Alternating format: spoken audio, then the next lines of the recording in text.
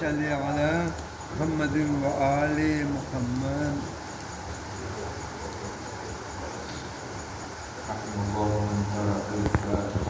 بسم الله الرحمن الرحيم. الحمد لله.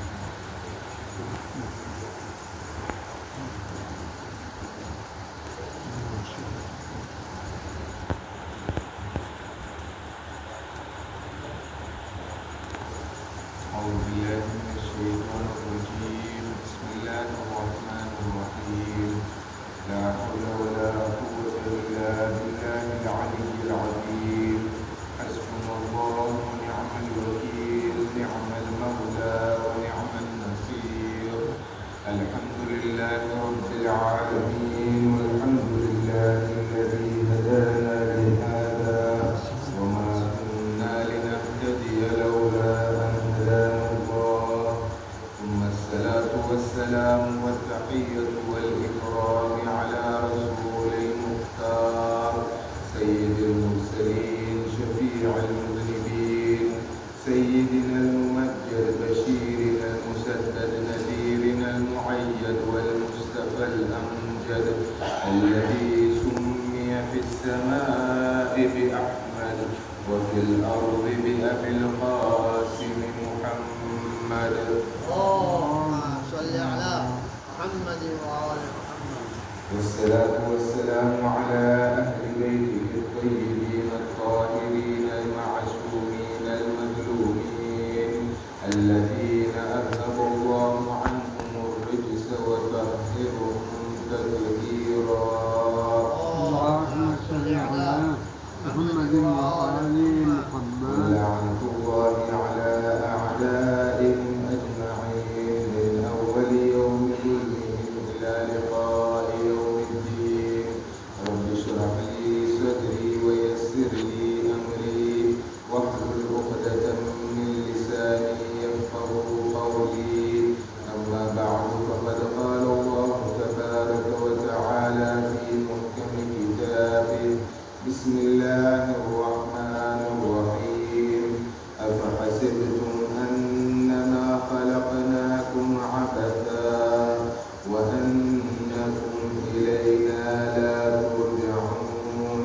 صدق الله العلي العظيم. صلوا على محمد وآل محمد. اللهم صل على محمد وآل محمد.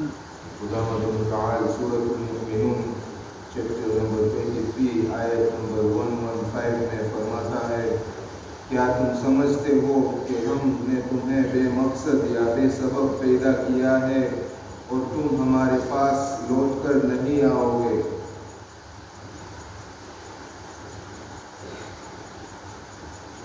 انسان ایک پرکشش یعنی کمپلیکیٹڈ بینگ مخلوق ہے. اس میں ایک مخصوص روح، فطرت اور عقل ہے اور وہ ترمیم یعنی ایڈپٹ کر سکتا ہے. اسے جذبات اور فطرت کے ساتھ پیدا کیا گیا ہے، جیسے خود سے محبت اور خواہش اور اکثر اس دنیا کی اشیاء اور زینت کی طرف تیزی سے دوڑتا ہے. جیسے اللہ سبحانہ و تعالی نے فرمایا ہے سورۃ العصر دوسری آیت میں، ان الانسان لفی خسر، انسان حقیقتاً نقصان میں ہے. دوسری طرف اللہ سبحانہ و تعالی نے انسان کو عقل دی ہے تاکہ اسے اس کے لیے بہتر راستہ دکھائے، اور اسے ایک ضمیر بھی دیا ہے جو اسے برائی سے روکتا ہے اور دوسروں پر ظلم کرنے سے منع کرتا ہے. اور جب اس نے گناہ کیا ہوتا ہے تو اسے ندامت محسوس ہوتی ہے. انسان کی خواہشوں اور اس کی عقل کے درمیان ایک مستقل جنگ ہے. وہ شخص جس کی عقل اس کی خواہشوں پر غالب آتا ہے وہ اللہ سبحانہ و تعالی کے قریبی پہنچے گا اور فرشتوں سے بہتر ہوگا. لیکن وہ شخص جس کے خواہشات اس کی عقل پر غالب آتی ہے وہ نقصان میں ہوگا اور جانوروں سے بھی برا ہوگا. حالانکہ ہم دانشمند مخلوق ہیں لیکن ہمارے جذبات اور خواہشات ہمیں دھوکہ دے سکتی ہے اور ہماری عقل ہمیشہ صحیح اور غلط کا تفریق نہیں کر سکتی. ان انسانی تاریخ پر نظر ڈالنے سے ہمیں یہ بات صاف ہو سکتی ہے کہ کیسے لوگ سمجھتے تھے کہ وہ اس وقت صحیح کام کر رہے ہیں، لیکن اب ہمیں پتہ چلا ہے کہ ان کے ایکشنز بالکل غلط تھے۔ مثالوں میں شامل ہے غلامی، نسل پرستی یعنی ریسزم، لوگوں کو جادو ٹونا، وچ کرافٹ کا الزام لگانا اور انہیں زندہ جلا دینا وغیرہ۔ الہی ہدایت یعنی ڈیوائن گائیڈنس اس لیے بالکل ضروری ہے کہ ہم اس دنیا میں معنی بھری زندگی گزار سکے اور آخرت میں کامیابی حاصل کر سکے۔ اللہ سبحانہ و تعالی نے اپنے لطف یعنی الہی فضل، ڈیوائن گریس اور عدالت یعنی انصاف یا جسٹس کے ذریعے ہمیں انبیاء، ائمہ علیہم السلام اور الہی کتابوں کے ذریعے ہدایت دی ہے۔ وہ قرآن مجید میں سورۃ الجمعہ کی دوسری آیت میں ارشاد فرماتا ہے، بسم اللہ الرحمن الرحیم، هو الذی بعث فی الأمیین رسولا منهم یتلو علیہم آیاته وَيُزَكِّيهِمْ وَيُعَلِّمُهُمُ الْكِتَابَ وَالْحِكْمَةَ وَإِنْ كَانُوا مِنْ قَبْلُ لَفِي ضَلَالٍ مُبِينٍ، یعنی وہی ان پروں پر ایک رسول بھیجا ہے اپنے درمیان سے اپنی آیت انہیں پڑھانے کے لیے، انہیں پاک کرنے کے لیے اور انہیں کتاب اور حکمت سکھانے کے لیے، اور پہلے تو وہ سچ میں ظاہری غلطی میں تھے۔ ہمارا ضمیر اور ہماری عقل الہی ہدایت کی مدد سے ہمیں خطرے فساد کے بغیر خوشی تک پہنچا سکتی ہے۔ اگر ہم الہی ہدایت کا استعمال اپنی عقل کے ساتھ کریں تو اللہ سبحانہ و تعالی نے ہمیں جو اللہ سبحانہ و تعالی نے ہمیں دی ہے تو ہم سیدھا راستہ چھوڑ کر کہیں بھی نہیں جا سکتے۔ الہی ہدایت صرف زندگی کا ایک پہلو سے متعلق نہیں، اللہ سبحانہ و تعالی نے انبیاء کو بھیجا ہے تاکہ لوگ مٹیریل دنیا میں بھی اور روحانی زندگی کے پہلو میں بھی کمال تک پہنچ سکے۔ انبیاء نے ہماری روحانیت کے ساتھ ساتھ سیاست، انصاف، شخصیاتی مسائل اور سماجی ذمہ داریوں میں بھی ہمیں رہنمائی دی ہے۔ ان پوائنٹس سے ہمیں پتہ چلتا ہے کہ انبیاء انسانیت کے کمال کے لیے ضروری ہے اور کہ انہیں انسانوں کو ان کی کمال حاصل کرنے کے لیے ضرورت کی باتوں کا علم دینا تھا۔ یہ ہمیں اصل خوشی دے گا۔ اللہ سبحانہ و تعالی کے لیے یہ ممکن نہیں کہ وہ ہمیں کوئی حکم، قواعد اور ہدایت کے بغیر چھوڑ دے تاکہ ہم اپنی خواہشات کی شکار بن جائے اور کمال تک نہ پہنچ سکے۔ اور قرآن کی آیت جو اللہ سبحانہ و تعالیٰ کی ہدایت کے بارے میں ہے وہ سورۃ الزمر چیپٹر نمبر 39 ورس نمبر 41 آیت نمبر 41، بسم اللہ الرحمن الرحیم، اِنَّا أَنزَلْنَا عَلَيْكَ الْكِتَابَ لِلنَّاسِ بِالْحَقِّ فَمَنِ اهْتَدَىٰ فَلِنَفْسِهِ وَمَنْ ضَلَّ فَإِنَّمَا يَضِلُّ عَلَيْهَا وَمَا أَنْتَ عَلَيْهِمْ بِوَكِيلٍ، یعنی بے شک ہم نے تم پر سچ کے ساتھ کتاب نازل کی ہے انسانیت کی نجات کے لیے، یعنی قرآن۔ تو جو بھی ہدایت پاتا ہے وہ اپنے فائدے کے لیے پاتا ہے، اور جو گمراہ ہوتا ہے وہ اپنے نقصان کے لیے گمراہ ہوتا ہے، اور تم پر انہیں نگرانی رکھنا فرض نہیں ہے۔ دوسری آیت جو سورۃ البقرہ آیت نمبر 185، بسم اللہ الرحمن الرحیم، شہر رمضان الذی انزل فیہ القرآن ھدی للناس وبینات من الہدی والفرقان الی آخرہ۔ اس کے معنی ہے کہ ماہ رمضان وہ مہینہ ہے جس میں قرآن انسانیت کے لیے ہدایت کی روشنی میں نازل ہوا، جس کے ساتھ ظاہر ہدایت اور فرقان کے دلائل تھے۔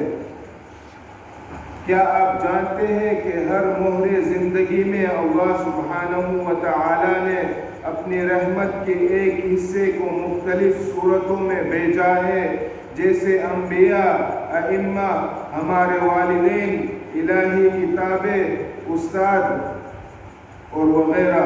وہ اتنا رحیم ہے کہ کبھی بھی اپنی مخلوق کو رہنما کے بغیر نہیں چھوڑا، اور نہ ہی اس نے کسی کو چھوڑا اپنی مخلوق میں، چاہے ان کے گناہ اور نافرمانی ہو۔ اللہ سبحانہ و تعالی حدیث قدسی پیج 18 میں فرماتا ہے، اے اولاد آدم، کوئی دن تازہ نیا تم پر ایسا نہیں گزرا جس دن تیرے لیے میرے طرف سے تازہ روٹی نہ آتی ہو، اور کوئی رات ایسی نہیں گزری کہ جس میں میرے پاس میرے فرشتے تیرے برے اعمال لے کر نہ آتے ہو۔ تو رزق میرا کھاتا ہے اور نافرمانی بھی میری ہی کرتا ہے۔ ایک درود بھیجیے محمد و آل محمد پر۔ اللہ سبحانہ و تعالی نے ہمیں ہماری پیدائش سے پہلے سے لے کر ہمارے بچپن میں، اور یہ کرنا جاری رکھے گا جب تک ہم مرتے نہیں، اور پھر آخرت میں بھی۔ اور اللہ سبحانہ و تعالی کے پاس 70 حصے رحمت کے ہیں، جس میں سے صرف ایک حصہ کو ماں میں سمیٹا گیا ہے۔ اگر ہماری ماں اتنی رحم دلی رکھتی ہے تو سوچئے اللہ سبحانہ و تعالی کی رحمت کیسی ہوگی۔ اسماء الحسنی میں اللہ سبحانہ و تعالی کا نام اللطیف، یعنی انگلش میں the all subtle۔ اللہ کا نام اللطیف یہ بتاتا ہے کہ ان کا علم ہر چیز کی نفیس یا چھپی ہوئی کا ہے، اور وہ اپنی مخلوق کو اپنی بے پناہ رحمت کی اظہار کرتے ہیں بہت نفیس طریقوں سے، جو اس کے علاوہ کسی کو نہیں معلوم۔ اسی وجہ سے اس کی رہنمائی سب سے بہترین رہنمائی ہے۔ اور اگر ہم ایمان کو عمل میں لاتے ہیں تو ظہر کی نماز کے بعد یہ چھوٹی سی دعا 10 مرتبہ پڑھے، تاکہ یقین میں اضافہ ہو اور آپ کو اللہ سبحانہ و تعالی پر بھروسہ اور اس کے انصاف پر یاد دلائے۔ بسم اللہ الرحمن الرحیم۔ چھوٹی سی دعا ہے، باللہ اعتصمت و باللہ عتیق وعلی اللہ اتوکل۔ باللہ اعتصمت و باللہ عتیق وعلی اللہ اتوکل۔ یہ دعا 10 مرتبہ پڑھے ظہر کی نماز کے بعد۔ اس کے میننگ ہے، اللہ سبحانہ و تعالی کی پناہ مانگتا ہوں، اللہ سبحانہ و تعالی پر بھروسہ ہے، اور اللہ سبحانہ و تعالی پر توکل ہے۔ ایک دوسری آیت سورۃ الانعام چیپٹر نمبر 6 آیت نمبر 103 میں اللہ سبحانہ و تعالی فرماتا ہے، بسم اللہ الرحمن الرحیم، لا تدرکہ الابصار وہو یدرک الابصار وہو اللطیف الخبیر۔ نظر اسے نہیں سمجھ سکتی، لیکن وہ ہر نظر کو سمجھتا ہے، اور وہ شب سیرت سب جاننے والا ہے۔ اللہ کا انصاف اور رحمت ایک کہانی سے ریلیٹڈ ہے کہ ایک عورت نبی داؤد علیہ السلام کے پاس گئی اور کہا، شکوہ کیا کہ اے اللہ کے رسول، کیا تمہارا رب ظلم کرتا ہے یا وہ انصاف کرنے والا ہے؟ نبی داؤد علیہ السلام نے جواب دیا، اے عورت، تم پر لعنت ہو، وہ انصاف کرنے والا ہے جو کبھی ظلم نہیں کرتا۔ تمہارا کیا واقعہ ہے؟ اس نے بتایا کہ وہ ایک بیوہ ہے جس کے پاس 3 بیٹیاں ہیں، اور وہ ان کا گزارا کرتی ہے جو وہ اپنے ہاتھوں سے دھاگا بنا کر بیچتی ہے۔ اس نے بیان کیا، کل میں نے جو دھاگا بنا تھا اسے ایک لال رنگ کا کپڑا میں باندھا تھا کہ میں اپنی بچیوں کا گزارا کر سکوں۔ جب میں بازار میں تھی، ایک پرندہ آیا اور اس نے میرا کپڑا اٹھا لیا اور لے کر اڑ گیا۔ مجھے بیچنے کے لیے کچھ نہیں بچایا۔ جب عورت نبی داؤد علیہ السلام کے ساتھ بات کر رہی تھی، کسی نے اس کے دروازے پر دستک دی۔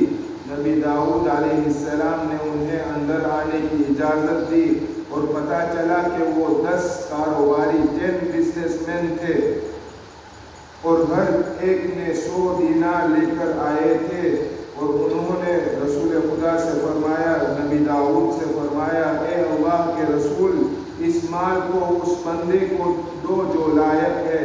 نبی داؤد علیہ السلام نے ان سے پوچھا کہ وہ ان کے مال کے ساتھ کیوں آئے؟ انہوں نے بیان کیا، اے اللہ کے رسول، ہم ایک کشتی پر تھے، ہوا بہت تیز تھی اور ہم ڈوبنے والے تھے، جب ایک پرندہ آیا اور ایک لال رنگ کا کپڑا ہم پر گرایا۔ اس کپڑے میں دھاگا تھا اور ہم نے اسے کشتی کے سرنگ کو باندھنے میں مدد لی۔ ہم نے قسم کھائی کہ ہم میں سے ہر ایک 100 دینار خیرات میں دیں گے۔ اس مال کو آپ جسے چاہو اس کو دو۔ نبی داؤد علیہ السلام عورت کی طرف دیکھتے ہوئے مسکراتے ہوئے فرمایا، تمہارا رب تمہارے لیے زمین اور سمندر میں کاروبار کرتا ہے اور تم پوچھتی ہو کہ کیا وہ ظلم کرتا ہے۔ اس نے اسے 1000 دینار دیا اور کہا، اپنے بچوں پر یہ خرچ کرو۔ اس کہانی سے ہم یہ سیکھ سکتے ہیں کہ کبھی کبھی چیزیں ہماری منظور کے مطابق نہیں ہوتی، لیکن ہمیں یاد رکھنا چاہیے کہ اللہ سبحانہ و تعالی سب سے بہتر انتظام کرنے والا ہے۔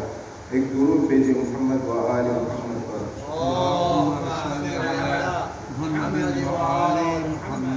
یا اللہ ہمیں صبر کرنے کی توفیق عطا فرما اور ہمیشہ جو ہوتا ہے اس پر خوش رہنے کی صلاحیت عطا فرما۔ سورۃ الانبیاء 21 چیپٹر آیت نمبر 107 میں خدا متعال نے فرمایا رسول خدا سے مخاطب ہو کر، بسم اللہ الرحمن الرحیم، وما ارسلناک الا رحمۃ للعالمین، یعنی ہم نے تمہیں نہیں بھیجا لیکن صرف سب قوموں کی رحمت کے لیے۔ اس کے باوجود رحمت للعالمین رسول اللہ صلی اللہ علیہ وآلہ وسلم کے ہوتے ہوئے رحمت للعالمین کی بیٹی کے اوپر بہت سخت ظلم ڈھایا مسلمانوں نے۔ رسول اللہ کی آنکھیں بند ہوتے ہی 95 دن میں رسول اللہ کی بیٹی جناب سیدہ فاطمہ الزہرا سلام اللہ علیہا اس دنیا سے رخصت ہوئی، اور ظلم ابھی تک جاری ہے۔ بقیع کو مسمار کر دیا۔ عزاداروں کبھی سوچا بی بی کو رات میں کیوں دفنایا گیا؟ ہاں، پردے کا تھا اہتمام، پردے کی وجہ سے، لیکن ایک اور وجہ بھی تھی۔ بی بی نہیں چاہتی تھی کہ مجھے ستانے والے میرے جنازے میں آئے۔ رسول خدا رحمت للعالمین ہے اور ان کی بیٹی بے انتہا رحم دل ہے۔ نہ جانے کتنا ستایا ہوگا کہ بی بی نے کہہ دیا کہ میرے جنازے میں بھی آنے نہ دینا۔ ایک ذاکر نے فرمایا کہ میں بی بی کے مصائب پڑھتا تھا تو کسی کی زیادہ گریہ کی آواز آ رہی تھی، میں مجلس پڑھ کے اتر آیا، پھر بھی مجھے رونے کی آواز آ رہی تھی۔ یہ کوئی مرد ہے کہ اونچی آواز میں رو رہا تھا۔ ماتم شروع ہو گیا، لوگوں نے کہا یا زہرا، لیکن ماتم کے درمیان بھی وہ الفاظ نہیں رکے، وہ آواز نہیں رکی۔ مجمع بہت بڑا تھا، زیارت ہونے لگی، پھر بھی میں سن رہا تھا، وہ رونے کی آواز اب بھی آ رہی تھی۔ تبرک کا دسترخوان بچھا دیا گیا، پھر بھی وہ رونے کی آواز آ رہی تھی۔ اب مجھ سے رہا نہیں گیا۔ وہ عالم کہتا ہے، میں اٹھا اور اس کے قریب گیا اور اس سے پوچھا کہ کیا بات ہے، اب تک کیوں رو رہے ہو؟ تو اس نے کہا کہ مولانا، میں ایک ہڈیوں کا ڈاکٹر ہوں، جب کوئی ہڈی ٹوٹ جائے، جب ہلائی جاتی ہے تو درد ہوتا ہے، لیکن اگر کسی کی پسلیاں ٹوٹ جائے تو ہر سانس پہ تکلیف ہوتی ہے۔ میں یہ سوچ سوچ کے رو رہا ہوں اتنے دن کوئی کیسے سانس لیتا ہوگا، وہ بی بی کیسے سانس لیتی ہوگی۔ نجف کے بہت بڑے عالم سے کسی نے فرمایا کہ ہمارے نجف میں بار بار عالم ایک ہی روایت پڑھتے ہیں، یہ روایت صحیح ہے یا نہیں؟ عالم نے پوچھا کون سی روایت؟ کہا بی بی دروازہ گرنے کے بعد الٹا پہلو بدل نہیں پاتی تھی۔ عالم بہت روئے اور رونے کے بعد فرمایا بی بی پہلو ہی نہیں بدل پاتی تھی، بار بار کہتی تھی علی مجھے سہارا دیجئے یا ابوالحسن تکلیف ہے۔ ایک اور بہت بڑے عراق میں خطیب نے کہا میں مصائب پڑھتا تھا، میں نے خواب میں مولا حسن کو دیکھا اور مولا نے فرمایا اے خطیب کیوں میرے سب سے بڑے مصائب نہیں پڑھتے؟ کہا مولا میں آپ کے رونے والوں کو بیان کرتا ہوں، ایک ہی تو امام ہے جن کو جب زہر دیا گیا کلیجے کے ٹکڑے باہر آ گئے۔ مولا نے کہا یہ میرے سب سے سخت مصائب نہیں۔ کہا مولا میں آپ کے رونے والوں کو یہ بھی بتاتا ہوں، ایک ہی امام ہے جن کے گھر میں ان کی ایک زوجہ نے ہی ان کو زہر دے دیا۔ مولا نے کہا یہ میرے سب سے سخت مصائب نہیں۔ کہا مولا میں آپ کے رونے والوں کو یہ بھی بتاتا ہوں، ایک ہی امام ہے جن کا تابوت جب گھر سے گیا اور پھر گھر واپس آ گیا، لیکن جب واپس آیا تابوت میں تیر تھے، کفن سفید نہیں سرخ تھا۔ مولا نے کہا یہ میرے سب سے سخت مصائب نہیں۔ خطیب نے عرض کیا مولا میں نہیں جانتا آپ کے سب سے سخت مصائب کیا ہے، آپ ہی بتائیے۔ مولا نے فرمایا اب جب منبر پر جانا تو میرے رونے والوں کو بتانا حسن مجتبیٰ نے کہا ہے کہ میرے سب سے سخت مصائب یہ ہے، مدینہ شہر تھا، شہر میں ایک گلی تھی، گلی میں دروازہ تھا، دروازے پہ آگ لگی تھی، دروازے کے پیچھے حسن مجتبیٰ کی ماں کھڑی تھی۔ مولا یہ تو آپ کی مادر گرامی کے مسائل ہیں۔ اس مولا نے فرمایا اسی میں میرے بھی مسائل ہیں۔ جب جلتا ہوا دروازہ گرا مولا حسن دیکھ رہے تھے، ماں نے آواز دی فضا الیکی، مجھے سہارا دو میرا محسن شہید ہو گیا۔